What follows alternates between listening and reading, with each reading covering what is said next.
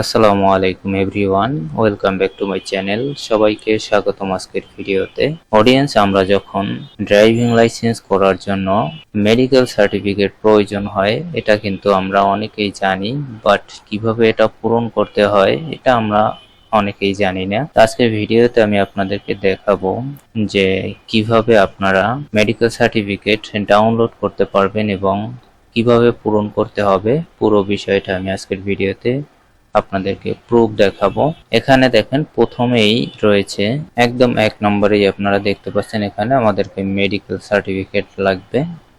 তো এটা ডাউনলোড করার জন্য জাস্ট সামনে দেখতে পাচ্ছেন এখানে ক্লিক হেয়ার লেখা যে অপশনটা রয়েছে, জাস্ট এইখানে আপনারা ক্লিক করবেন।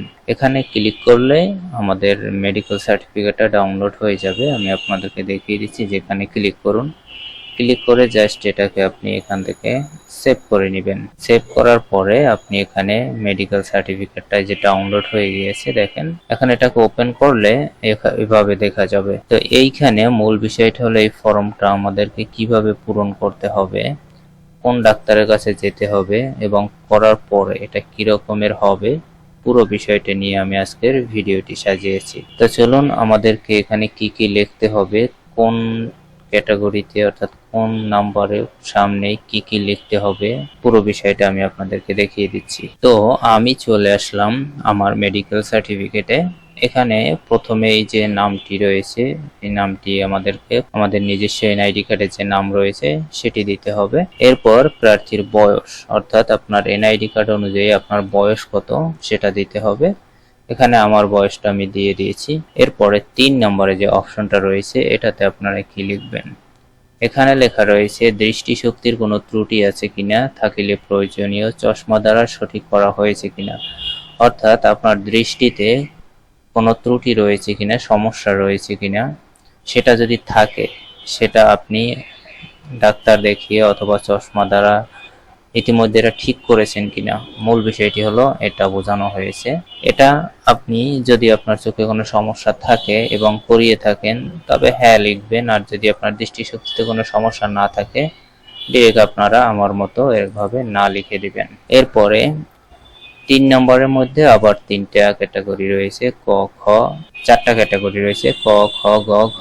এরপরে 2 নম্বরে রয়েছে প্রার্থী সহজে লাল সবুজ রং চিহ্নিত করতে পারেন কিনা, অর্থাৎ আপনার দৃষ্টি দ্বারা আপনি লাল সবুজ রং চিহ্নিত করতে পারেন কিনা, এটার উত্তর হবে হ্যাঁ। এরপরে রয়েছে প্রার্থী রাতকানা রোগে ভুগিতেছেন কিনা, অবশ্যই এটা না দিবেন।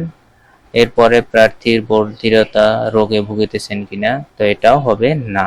এরপরে রয়েছে মোটরযান চালনায় অক্ষম এইরূপ অঙ্গহানি প্রার্থীর রয়েছে কিনা, অর্থাৎ আপনার শরীরে কোনো অ্যাক্সিডেন্ট হিস্টরি রয়েছে কিনা আর আপনার প্রয়োজনীয় অঙ্গে কোনো হানি রয়েছে কিনা সেটা, তো এটা অবশ্যই আপনাকে না দিতে হবে। এরপরে রয়েছে মদ বা ড্রাগ আসক্তির কোনো লক্ষণ রয়েছে কিনা, অর্থাৎ আপনি নেশা জাতীয় কোনো দ্রব্য পান করেন কিনা, সেটা অবশ্যই না হবে।